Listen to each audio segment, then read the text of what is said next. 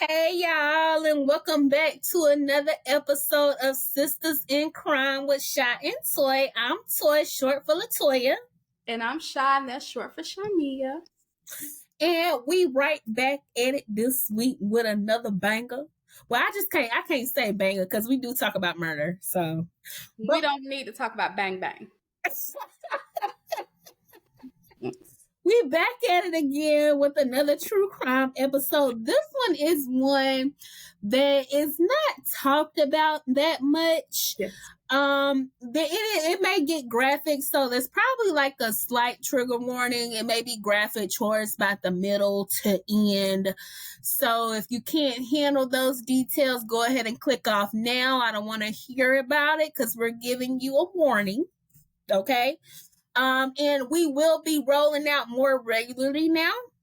So we have some things coming for you guys in 2024. So just be on the lookout for that.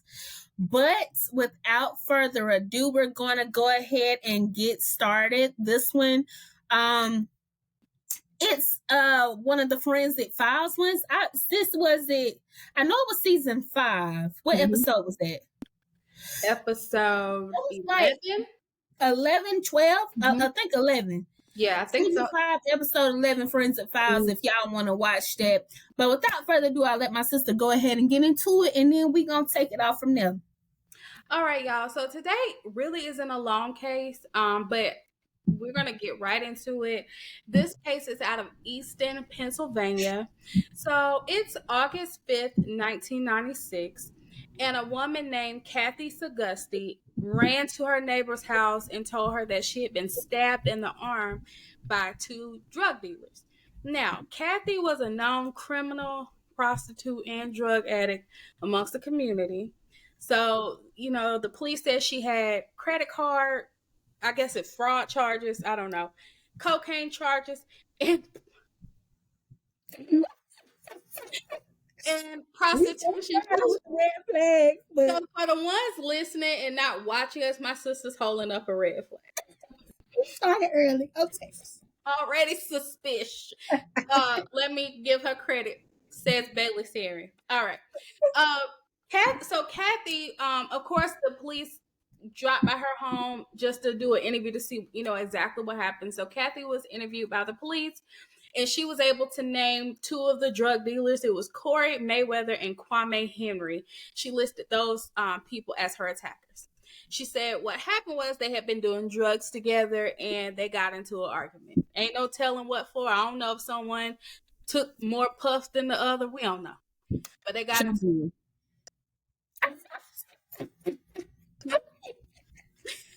Okay, so in the midst of this interview with the police, Kathy also shared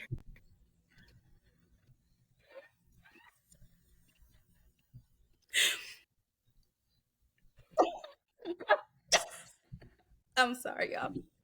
Okay. So Kathy also shared during this interview that the 2 men that attacked her, she believed that they had killed a woman about a week earlier at her house.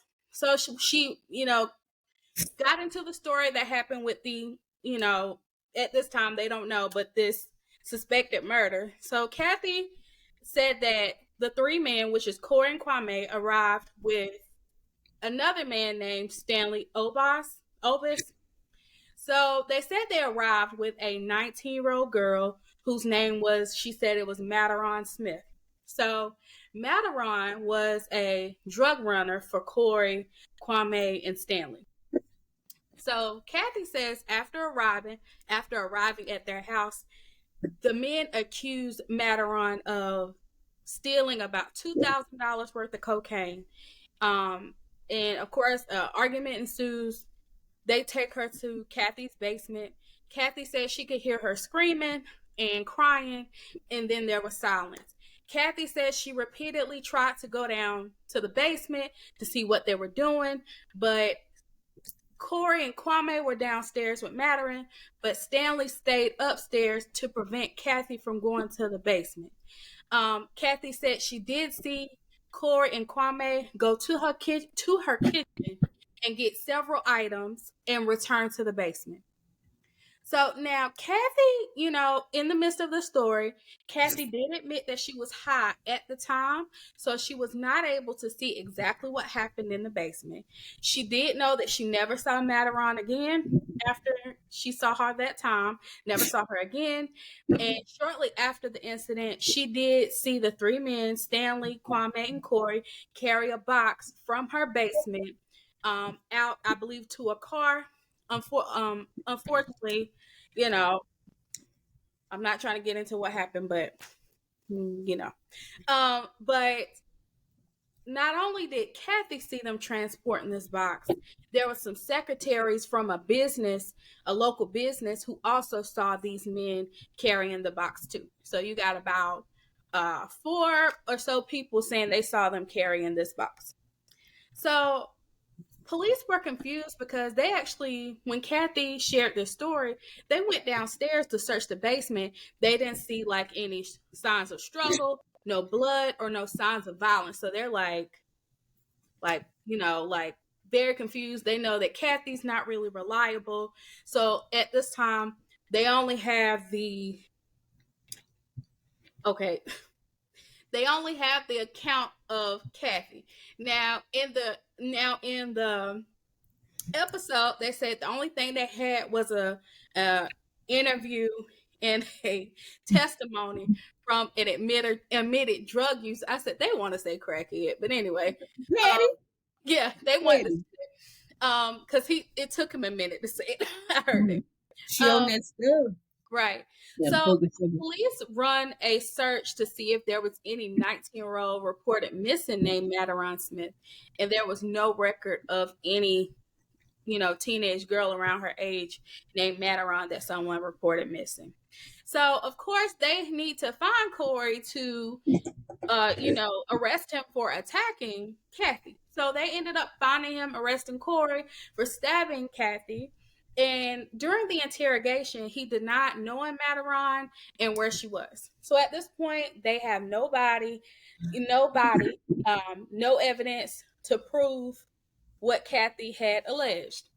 So about 2 weeks after this whole interview with Kathy, a cemetery worker notices this horrible smell coming from one of the burial vaults. So, of course, you go check it out. Now, if for the ones who don't know what a burial vault is, basically years ago, it's where they stored bodies when it was too cold to actually dig a grave. These particular vaults, they said in this episode, had not been used in years. So there, is no reason why there should be a smell in there, but the cemetery worker ended up just going to check it out anyway. And unfortunately, did he get a gruesome discovery. So he discovered a decomposing body that was covered in newspapers. Of course, he calls the cops and they take a look, at the body, the decomposing body. They collect evidence. They were able to see she had been there quite a while, probably about 2 weeks. She was, badly decomposed. She had twine around her hands. She had her pants were pulled down to her ankles. They did say that there was a lot of maggots and flies all over the body.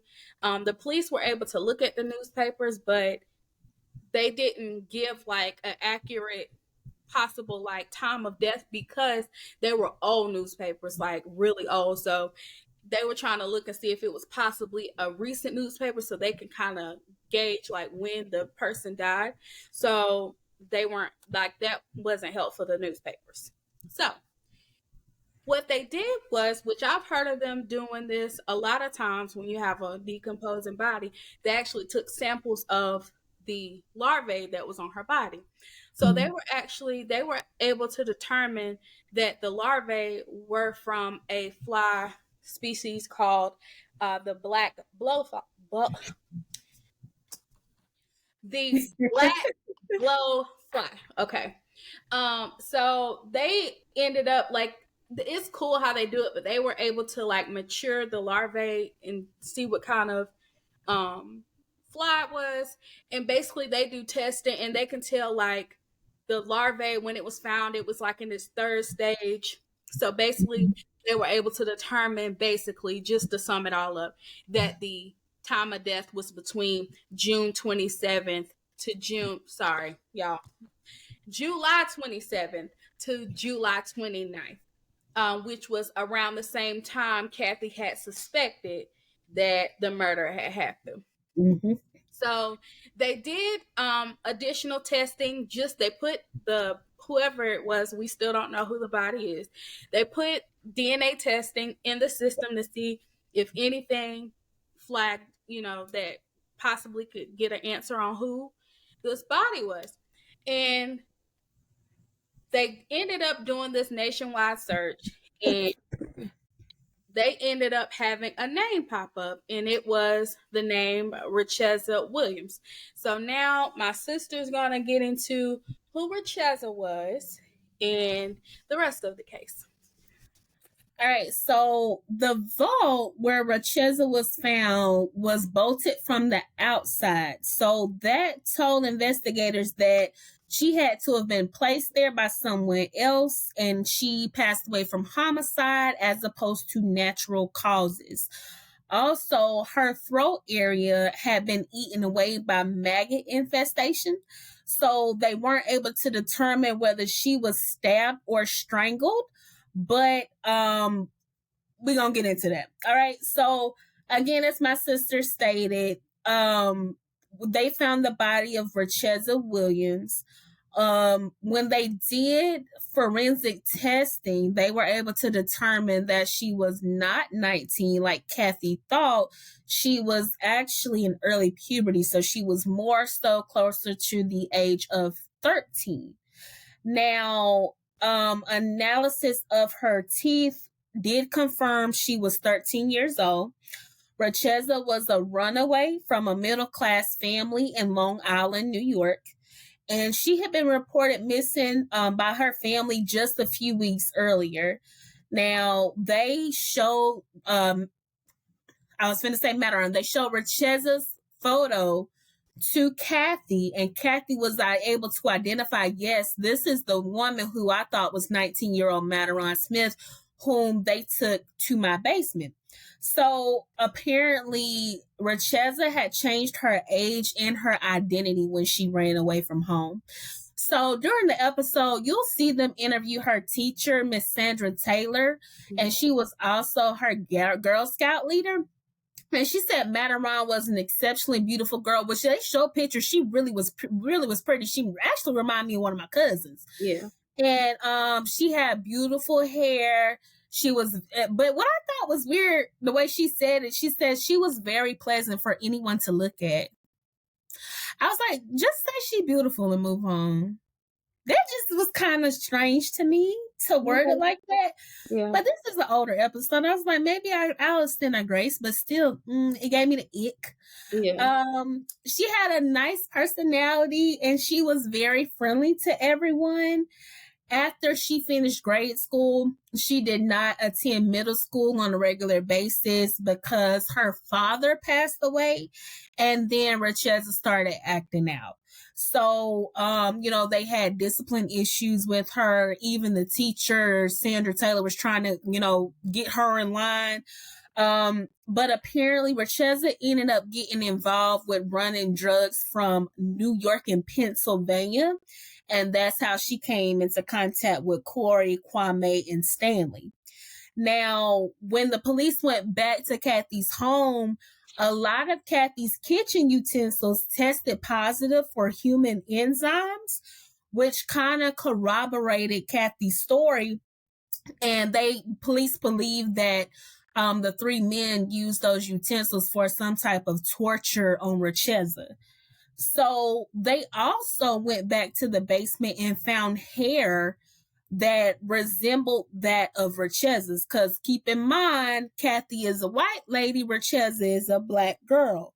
So no one can really fully say what happened in that basement other than the ones that were down there. Because remember, as my sister stated, when Kathy was trying to go down there, they wouldn't let her down there. And then Kathy was on drugs. Like, it was just a mess. So she can't say for sure. She said what she suspect.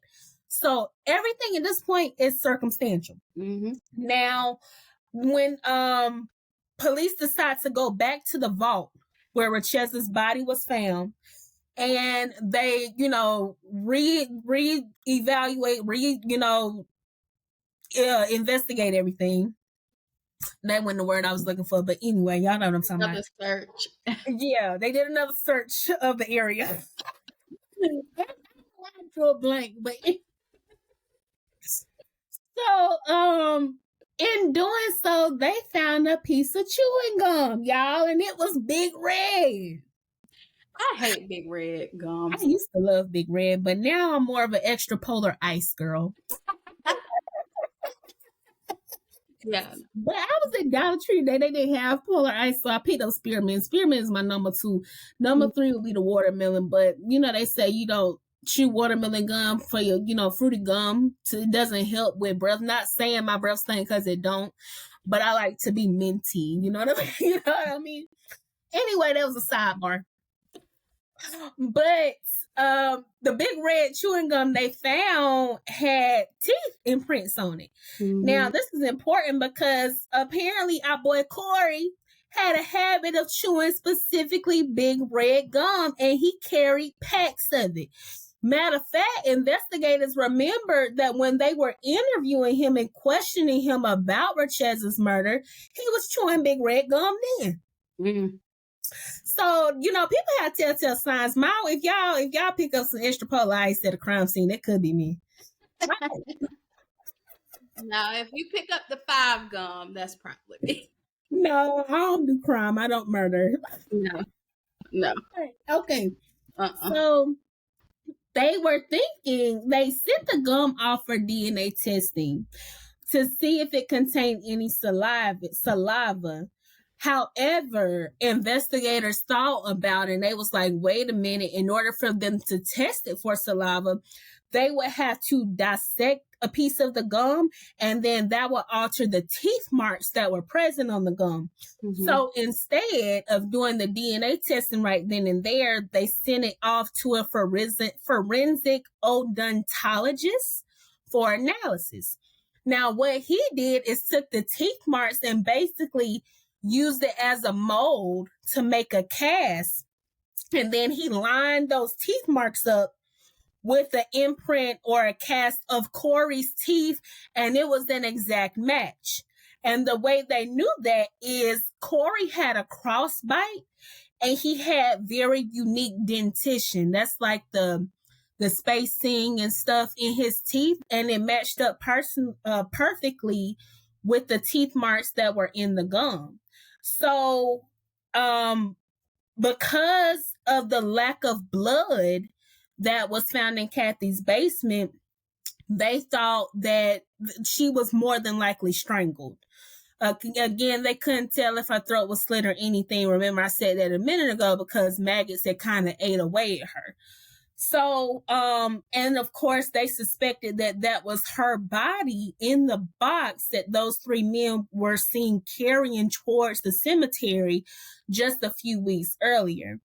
Now, the gum, because remember, everything was circumstantial, but the gum is really what put the nail in the coffin. And basically, the defense hired their own forensic odontologist that came back with the same results. And because of that, Corey ended up taking a plea deal and pleading guilty so that he could avoid the death penalty. Now, they did later on conduct DNA testing, and thank God they didn't do it first off because the DNA testing came back inconclusive. So if they did the DNA testing before they sent it to that forensic odontologist, they would have probably not had a strong case because everything was just circumstantial. Mm-hmm. So, unfortunately, this was in 96. It was 2 years before they could catch up with Corey. And when they did, in October of 1998, Corey did end up pleading guilty to first-degree murder to avoid the death sentence. So both him and I'm sorry, Kwame, not Corey. Corey did plead guilty to first degree murder, and then when they call up Kwame 2 years later, he were both sentenced to life in prison. Now, that third man, Stanley Abbas, has still not been caught. So they're saying that street justice caught up to him, that he might not be alive. Yeah. Yes. So people think that he just may not be alive because he was in the streets. And you know, they say you live by the streets, you die by the streets. Then also there was something about him going by a different nickname or something like that, whatever. But he hasn't been apprehended. He is considered still to be at large, but word on the street is that the streets got him. Yeah. But he's still very much so on the FBI website because I looked him up. Yes, but I just thought it was insane how these two 19-year-olds basically threw their life away, killed this baby who was a 13-year-old, which I know it's easy for young people to, you know, they're very impressionable at that age, and especially with her dad passing away. Yeah. From what I could see, it seems like she came from a relatively good family, but people, you know, just go through things and stuff happens. And she just didn't, you know, poor baby just didn't know how to cope. So she started acting out and hit the streets. But I was like 13, posing as a 19-year-old. Mm-hmm. Like, I felt so bad for her mom and her family and the teacher, too, because she, you know, was really impacted by this. Yeah. So much so that she started using it as kind of like a teaching lesson to her future students. Yep. So, if y'all know any kids, or if you know, just try to be a good example. Try to, you know, you can't make people do stuff, but I always try to encourage and don't judge. Yeah. Rest in peace, Richezza. Yes. Yeah. This was sad. Like, the way they disposed of her was disgusting. Like she just like an animal, like just like she didn't mean anything to somebody. Like that when somebody's daughter, like somebody's sister, and I'm like, when people do things like that, I'm like, do you not have a mom? Do you not have a sister? Do you not have an auntie? Like, would you want that done to them? Yeah, but I deserve to be without the possibility of parole.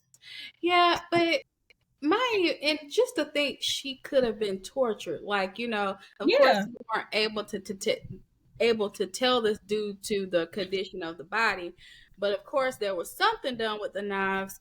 But for her to be tortured like that, like, I can't imagine how scared she was, and that's absolutely awful. But back to Kwame, Corey was confronted, and of course he pleaded guilty or whatever, but Kwame was actually apprehended from Trinidad. He had fled. Yeah, he had fled. So they ended up catching up with him. So that's how he, you know, but Corey told on all his accomplices. So. Yeah. When he went down, he told him. Yeah. And I was like, sir, you are the weakest link. Goodbye. But you know, he yellow, he red. You know they say about them light skinned folk. My man red, don't do that. Don't do him. He red. So everybody's step brother-in-law. Y'all know.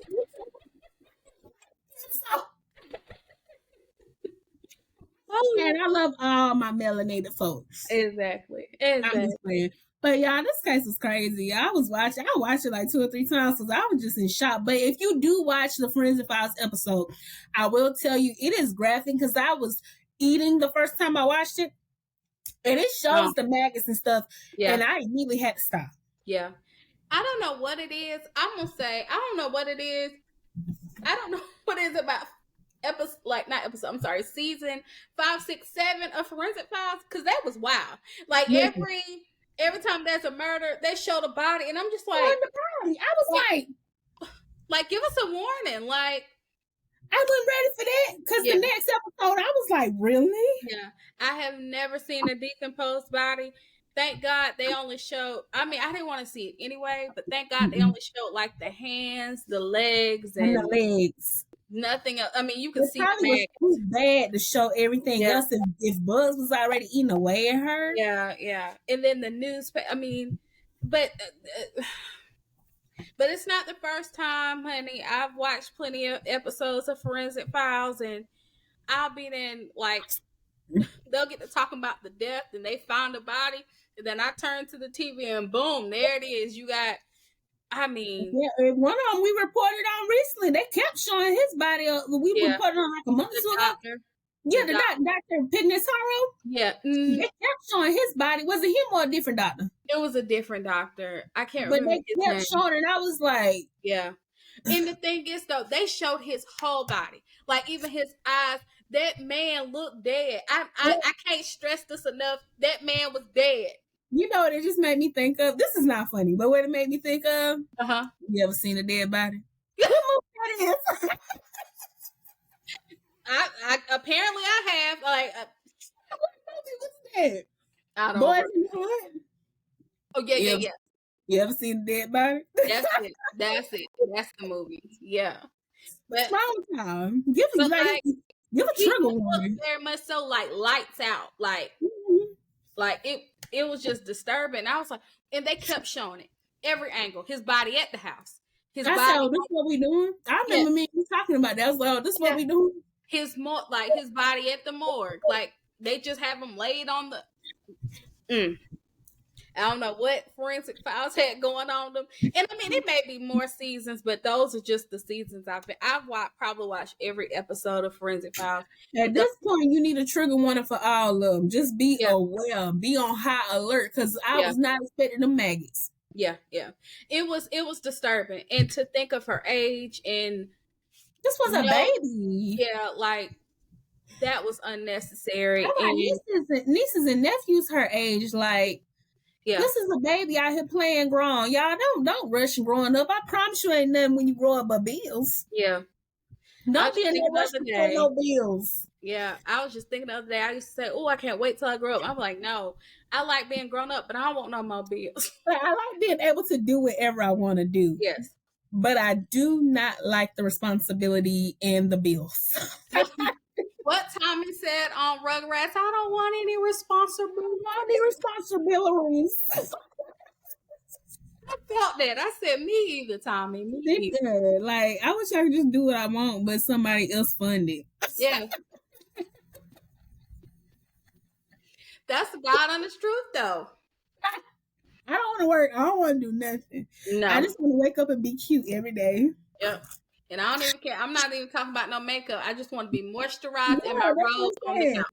I ain't talking about makeup because this is the first time I did my makeup in like a month and a half. Mm-hmm. Yeah. But it's eating though. Okay. Yeah. But like, I'm just saying, like, God. I'm tired. I know the feeling. Woo. You got any closing thoughts, boo? I don't. This case was awful. Prayers to her family. Yes, we laughed during these cases, but it's no laughing matter. This is really sad and so unnecessary. Precious life gone way too soon. I pray that Kathy has cleaned herself up. You know, at this time, I don't know where she's at in the world, but I pray she's cleaned herself up. And if you are watching, Kathy, we weren't laughing at you. We were just, I don't know what we were doing, but we don't mean any harm. But shout out to Kathy, though. Yeah. You were the GOAT, though, because it was you. Thankful for you, because you could not have said anything. You know? Don't count my people out just because they may have a little addiction. Like, Kathy came through for my girl. Yeah. Listen, she came through, and thank God for her testimony, and thank God for the police following her up. You know, they could have been like, we don't believe her. They're actually listening. They actually listen. But see, that's what I respect in cases when these officers and investigators be following up every tip. You know, just, you know, it takes a lot of work, but just following up, because they could have easily said, nah, we ain't listening to her. You know, she, you know, whatever. But yeah, they listened to what she said. So thankful. I'm glad. I can't imagine, you know, how her family must feel to this day. I know it's awful. And many prayers to the family. I hope Stanley is found if he's not a victim of street justice. Like I said, y'all, his profile and his mugshot is very much so on the FBI website. So if you want to take a look, they have a picture of what he looked like at that time, and they have a what they call it, a digitally matured figure, not figure, digitally matured picture. Photo. Yes, of Stanley, of what he would look like at this time as an older man. So y'all go check that out. If y'all see him around the streets, y'all call the FBI so they can lock him up for this. But that's all I have. Sis, is there anything you have? No, just catch us back next week. We got another one and another one. No, don't do no DJ Diddy references at all. Wow. Diddy? DJ Khaled. Oh, that's my bad. Oh, I thought that was Diddy. Listen, they both yelling songs. I got them confused. And another one. My bad, DJ Khaled. Good though. We'll be back next week, y'all. Same time, same place. Please like, share, comment, subscribe, send us a suggestion, send a smoke signal, talk to us. We talk back. We on TikTok, Instagram, Sistas in Crime with Shot and Toy, Morse code, whatever you need to do. Get in contact. Not Morse code. Not the Morse code. Look, plug in with us. Tap in, okay?